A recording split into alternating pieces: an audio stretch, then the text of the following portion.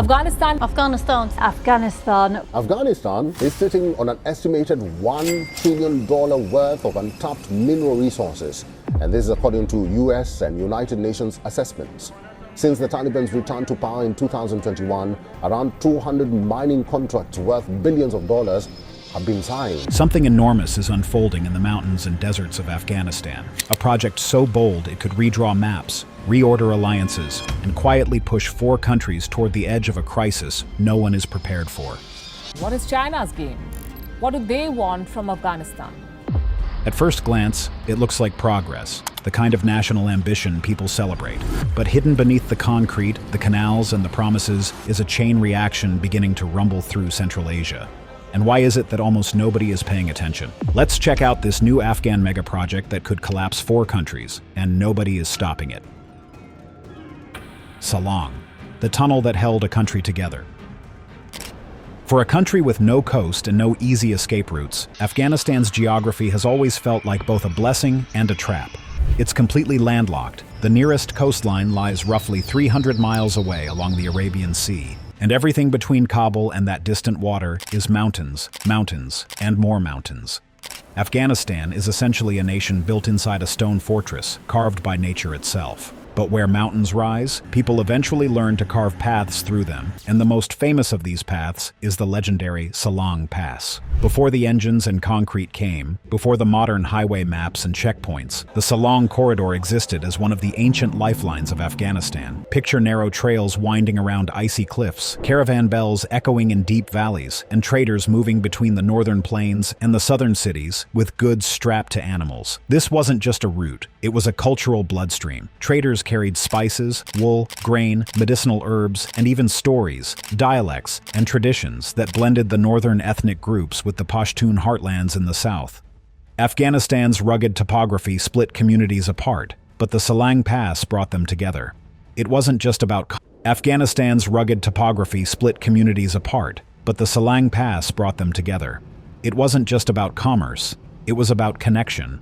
A Tajik herder in the north could meet a Pashtun trader from the south. A Hazara merchant might exchange goods with Uzbek travelers. Generations grew up seeing Salang as proof that Afghanistan wasn't just a collection of isolated valleys. It was a nation capable of linking its people despite the mountains that tried so hard to keep them apart. Then came the Soviets, who didn't just want a pass, they wanted dominance. And what better way to control a country than by stitching its fractured landscapes together?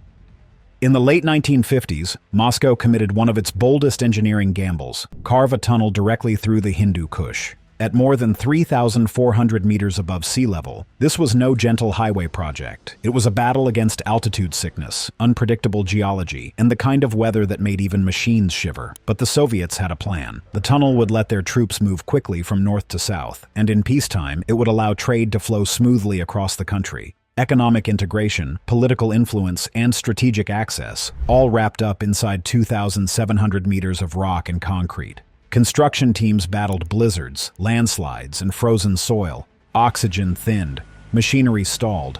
Workers lived for months in brutal conditions, sometimes described as building a tunnel inside a cloud. Yet in 1964, the Salang Tunnel opened, instantly becoming one of the highest road tunnels in the world. Afghanistan, for the first time in its modern history, had a true north-south artery. And just like that, the mountains no longer dictated the seasons. Once the tunnel opened, the impact was immediate and transformative. Before Salang, moving between Kabul and Mazar-e Sharif could take days, sometimes weeks, depending on snow or landslides.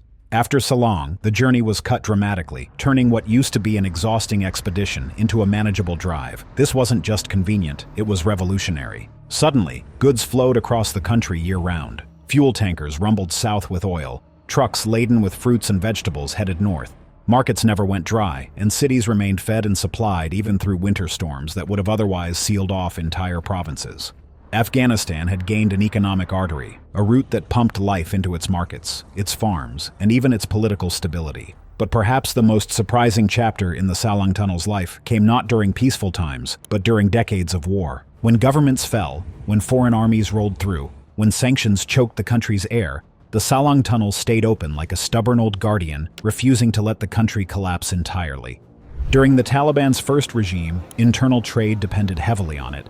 Even when roads were dangerous and districts shifted hands overnight, Salang stayed critical. Aid organizations relied on it for convoys delivering food, medicine, and fuel. Military logistics, whether Soviet or Western or Afghan, considered the tunnel a strategic prize. Every faction, no matter the ideology, understood one thing clearly. If you lose Salang, you lose Afghanistan's economic spine. In a nation constantly pulled apart by conflict, this tunnel remained one of the rare pieces of infrastructure that held the country together. But time is no friend to concrete, especially concrete built in the 60s, above sea level, under relentless snow and overloaded trucks. The Salang tunnel today is a wounded hero. Its structure has weakened. The ventilation is poor. Traffic jams stretch for hours. Accidents are frequent and often deadly. Heavy snowfall can still shut it down, bringing the country's supply chain to a standstill. A single closure can send prices skyrocketing in Kabul within days. That's how deeply Afghanistan still depends on this aging Soviet-era passage. Many Afghan engineers and policymakers quietly admit a reality few want to say out loud.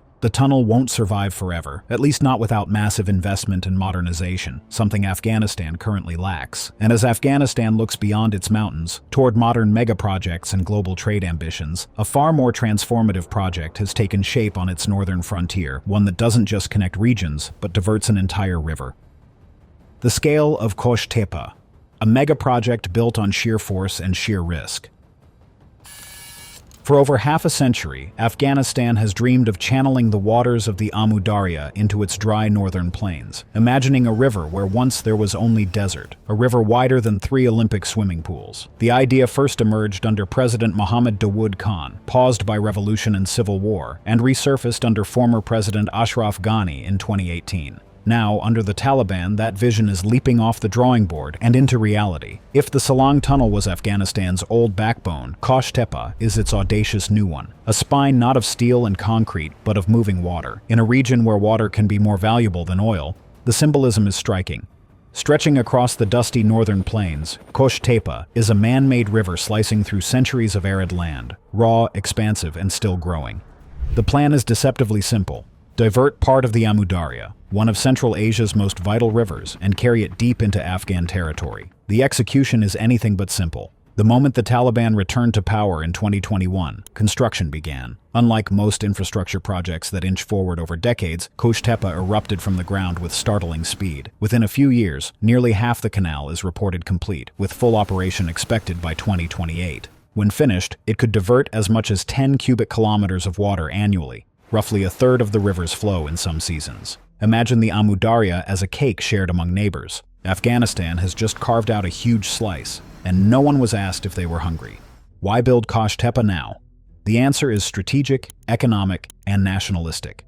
Afghanistan wants to trade decades of drought, scarcity, and dependency for self-reliance. The canal is designed to transform barren deserts into fertile farmland. One can almost picture it. Wheat fields stretching where sand once blew unchecked, villages springing up near irrigation channels, trucks hauling produce the country previously imported at high cost. Afghanistan has long watched northern neighbors dominate Central Asia's agricultural markets. Now, it wants a share of that pie. The canal carries more than water, it carries symbolism. Afghanistan, a nation defined by conflict, is attempting to reinvent itself not with foreign aid, but through a self-driven megaproject. Optimists imagine Qosh Tepa sparking a transformation. The country shifts from importer to exporter, stabilizing food prices, improving nutrition, and gaining leverage in regional trade. Afghan wheat competing in Central Asian markets, cotton-feeding textile mills, produce flowing north through new trade arteries. These are the dreams. To the Taliban, the canal is proof they can govern and build, not just patrol and enforce. In October 2023, Taliban officials gathered in Balkh province to mark the first phase's completion. Acting Deputy Prime Minister Abdul Ghani Baradar framed the canal as a sign of serious commitment to agriculture and water management, but the understatement belies the canal's magnitude. Traditional megaprojects unfold slowly. Years of planning, endless meetings with engineers, international oversight, and environmental studies. Qosh Tepa skipped all of that. It's as if Afghanistan looked at the checklist, shrugged, and began digging.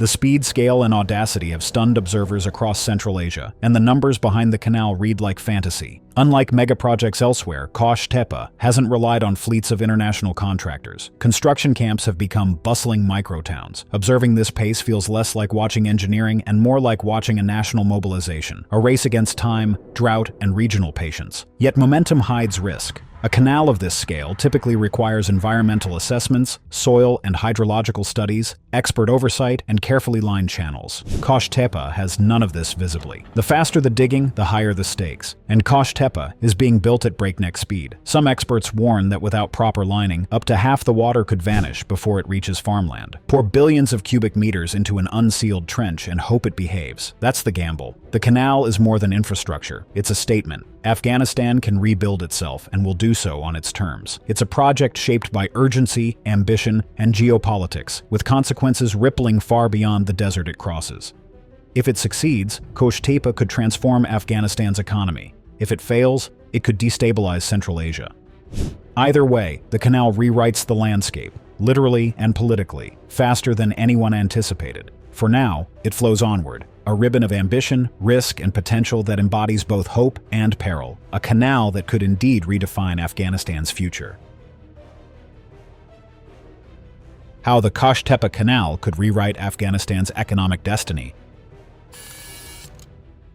Afghanistan has always been a land of dramatic transformations, empires rising from dust, trade routes carving wealth through mountains, and communities thriving in places where the world assumed nothing could grow.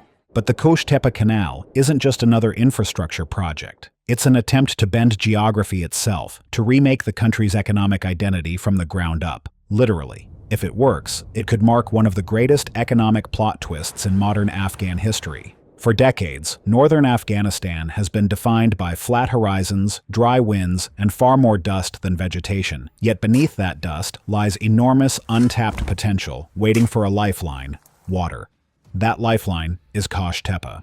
By channeling water into 500,000 hectares, the canal could ignite an agricultural renaissance, transforming barren desert plains into vast swathes of green.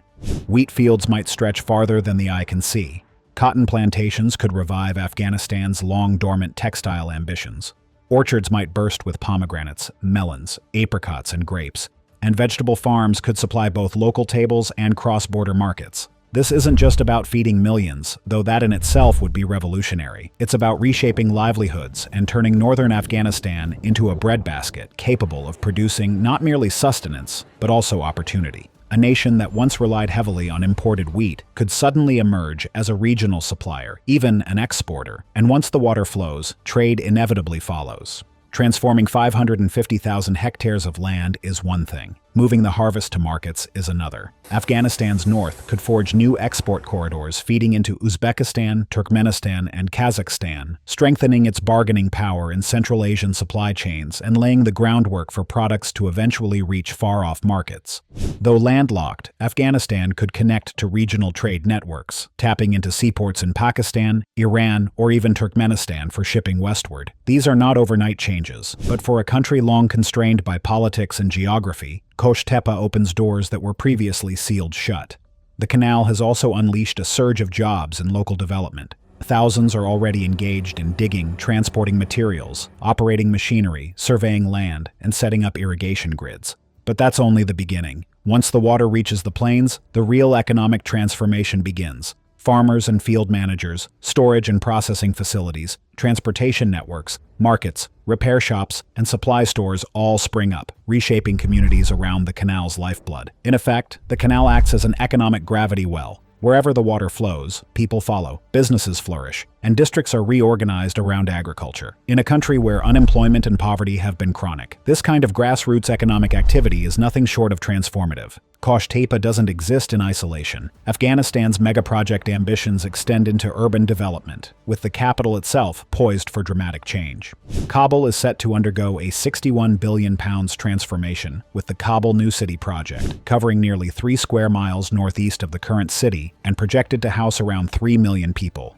Modern housing, reliable electricity, full sewage systems, paved roads, and clean water will form the foundation of this futuristic urban hub.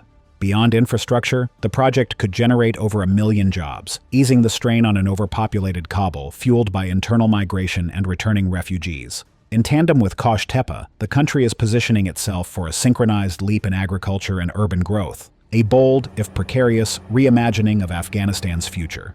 For the Taliban, Qosh Tepa is more than a canal. It is a political jackpot. No government in Afghanistan's modern history, not the monarchy, the republic, nor foreign-backed administrations, has delivered a mega project of this scale. Each hectare irrigated serves as a visible, undeniable claim. We built this. We brought the water. We are the government that delivers. Beyond irrigation, it conveys a narrative of competence, stability, and progress under Taliban rule, providing them with domestic legitimacy, regardless of international recognition. The canal is a showcase, a tangible assertion that Afghanistan is entering what the leadership calls its post-war development phase, a period where the nation can finally shape its own economic destiny rather than rely on external assistance. Qosh Tepa's potential impact is staggering, but it is also precarious. If the water flows as intended, northern Afghanistan could bloom, producing crops for local consumption and export, creating livelihoods, spurring trade, and transforming political narratives. If it fails, whether through seepage, structural collapse, environmental mismanagement, or regional pushback, the economic gamble could unravel, leaving the canal as a monument to ambition rather than achievement. Either way, Qosh Tepa embodies a dramatic gamble on Afghanistan's future, a bold stroke of vision that could reshape the economy, redraw trade networks, and redefine what is possible for a country long defined by conflict and scarcity. But every transformation creates shockwaves, and Afghanistan's rise through the Qosh Tepa Canal could unleash a crisis its neighbors are already nervously whispering about. Because when one country diverts a river, others downstream inevitably pay the price. Qosh Tepa could upend Central Asia. Taliban officials insist they are entitled to roughly 20% of the Amu Darya's flow, though they have indicated they won't draw the full allotment. Still, the canal carving its way across northern Afghanistan has already set alarm bells ringing in Tashkent, Ashgabat, and beyond.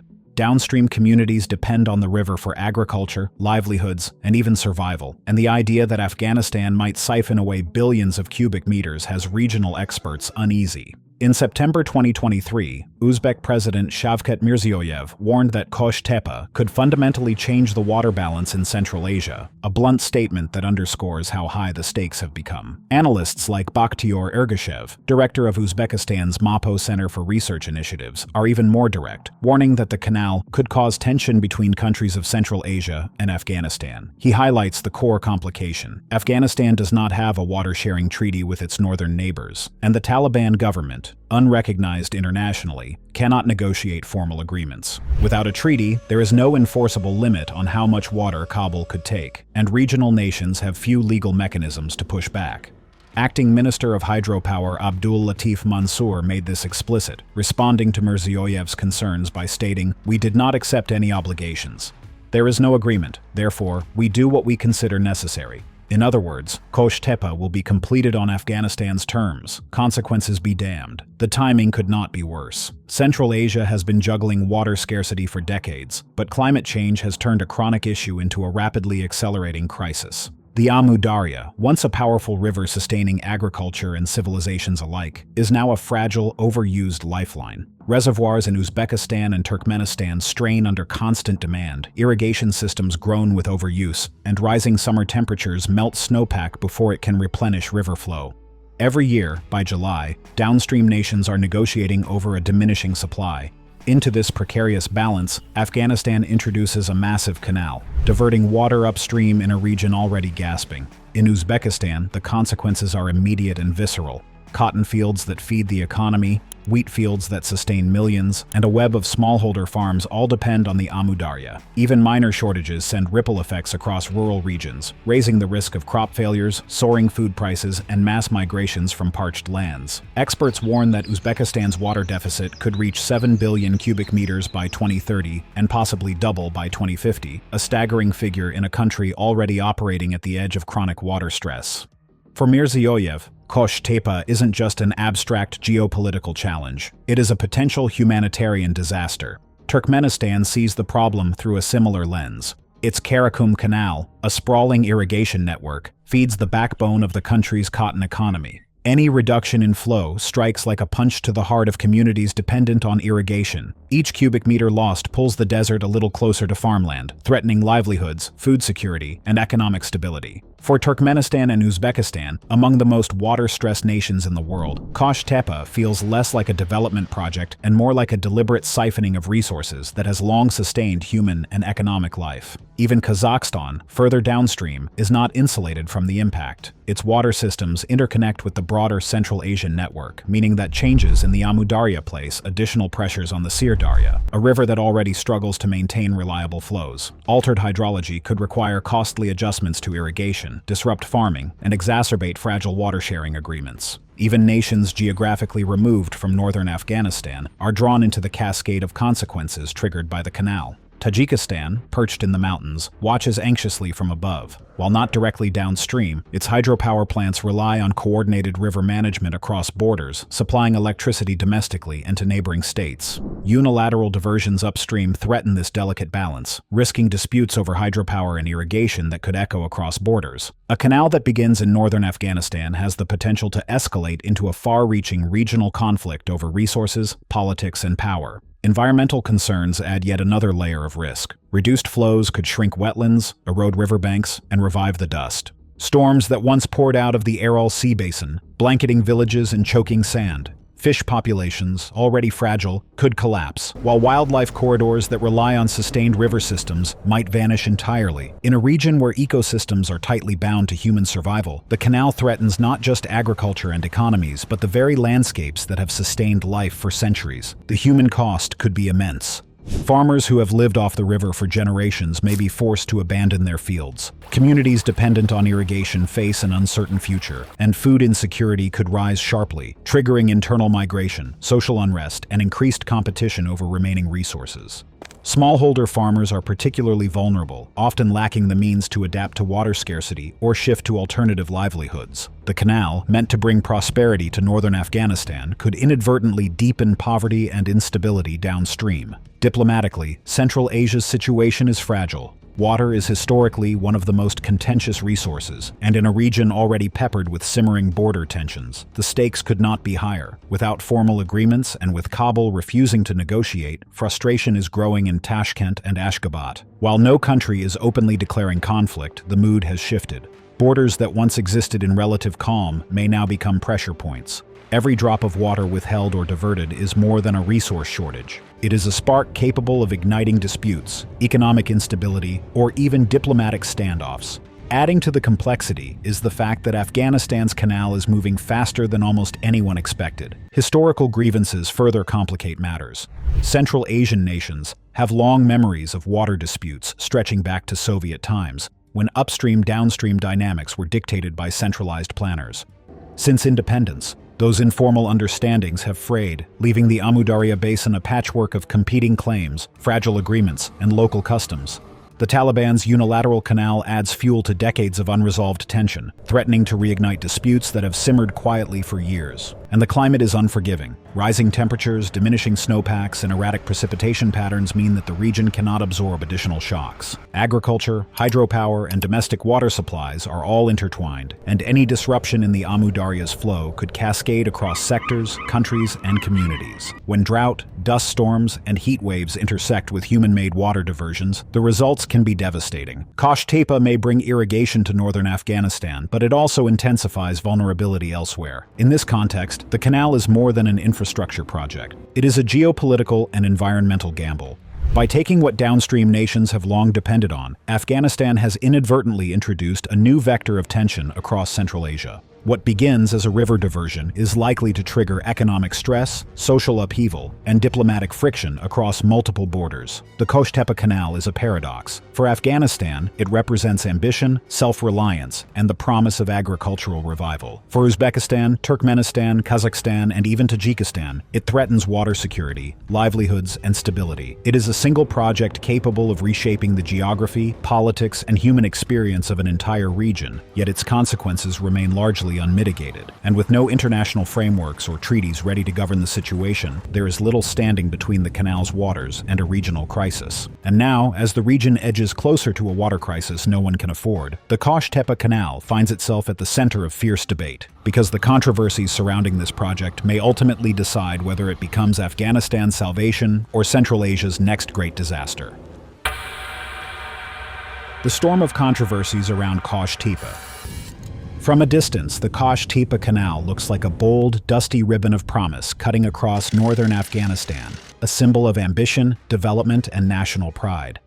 Up close, though, the shine fades fast. Every kilometer carries arguments, suspicions, unanswered questions, and headaches that ripple far beyond Afghanistan's borders. To some, it represents the country's first real leap into modern infrastructure. To others, it is a fuse quietly burning toward a regional crisis no one wants. The loudest controversy revolves around legality.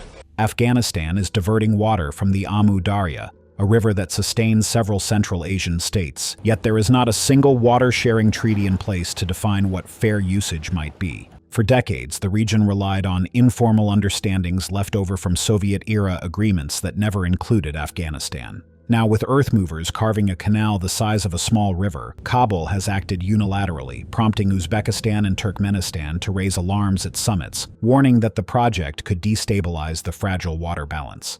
Without a formal legal framework, these protests exist in a gray zone, leaving Afghanistan free to answer simply, "Our river, our right." Engineering concerns add another layer to the storm. Much of the canal appears unlined, allowing water to seep into the ground before it ever reaches farms, and sections of the trench are vulnerable to collapse under floods or heavy rain. The soil across northern Afghanistan is shifting, construction standards vary, and environmental assessments are either minimal or non-existent. Maintenance planning seems almost an afterthought, and if parts of the canal fail or clog with sediment, the project could lose its effectiveness in a matter of years rather than decades. In the worst-case scenario, Qosh Tepa might divert massive volumes of the Amu Darya without irrigating a single hectare. Beyond the blueprints and water tables, controversy flows directly into human lives. Local activists and human rights groups whisper of forced labor during early construction, when villagers reportedly had little choice but to join the workforce. Land ownership disputes have erupted along the canal's path, with farmers claiming their plots were taken without consultation or compensation. As the water begins to arrive, social pressure intensifies. Who will get the newly irrigated land, and who will be pushed aside? These conflicts, simmering quietly now, could erupt into broader unrest if left unaddressed. Political interpretations are no less complex. Within Afghanistan, the Taliban frames Qosh Tepa as proof the country no longer needs foreign donors, presenting it as a nationalist emblem of self-reliance and rebirth. Across the border, however, Central Asian strategists see something different, a potential bargaining chip, a subtle tool for exerting influence, a way to pressure nations that rely heavily on Amu Darya water. Western analysts go further, comparing the canal's disruptive potential to the Grand Ethiopian Renaissance Dam in Africa, a single infrastructure project capable of shifting regional power dynamics, undermining agreements, and opening new geopolitical fault lines. And yet, despite all the warnings, the world watches mostly in silence. There are no international mediators stepping in, no coordinated diplomatic pressure, and no frameworks designed to manage the looming water crisis. 4 countries could feel the impact, but global institutions remain hesitant, uncertain how to engage with a Taliban-led government, or wary of stirring another geopolitical storm. The canal continues to grow, kilometer by kilometer, under a sky full of unanswered questions and absent referees, a monument to ambition and a warning of possible disaster. Experts have been sounding alarms quietly but persistently. Water scientists warn that Qosh Tepa could reduce flows by up to 50% in critical downstream regions, raising the risk of household water shortages and threatening agriculture that millions depend on. The rudimentary construction methods themselves heighten water loss, compounding an already delicate hydrological system. In short, the canal is more than a project. It is a gamble on the future of an entire river basin. As irrigation promises transform northern Afghanistan, new questions emerge. Who will truly benefit? Who will be left behind? And who decides the rules when the central authority prioritizes rapid construction over consensus? The answers remain unclear, and every day the canal grows. So too does the potential for disputes to escalate. Environmental concerns deepen the uncertainty. Reduced river flow threatens wetlands, riverbanks, and ecosystems that have endured centuries of human dependence. Fish populations may collapse, wildlife corridors could fragment, and the delicate balance of riverside agriculture might fail entirely. Diplomacy in the region is fragile at best. Water disputes have long been sources of tension in Central Asia, and Qosh Tepa introduces a level of unilateral action that challenges decades of fragile understanding. Without formal treaties or enforceable agreements, downstream nations like Uzbekistan and Turkmenistan are left frustrated and powerless, watching a canal grow with potential consequences they cannot stop. Even as the canal carves its path, international actors remain hesitant to intervene, leaving the region to navigate an increasingly precarious balance on its own. Its waters will flow, but so too will the ripples of controversy, cascading across borders, shaking economies, and testing the fragile systems of governance, diplomacy, and trust that Central Asia has relied on for decades. The canal's story is far from over. Each day, it grows longer, wider, and more consequential.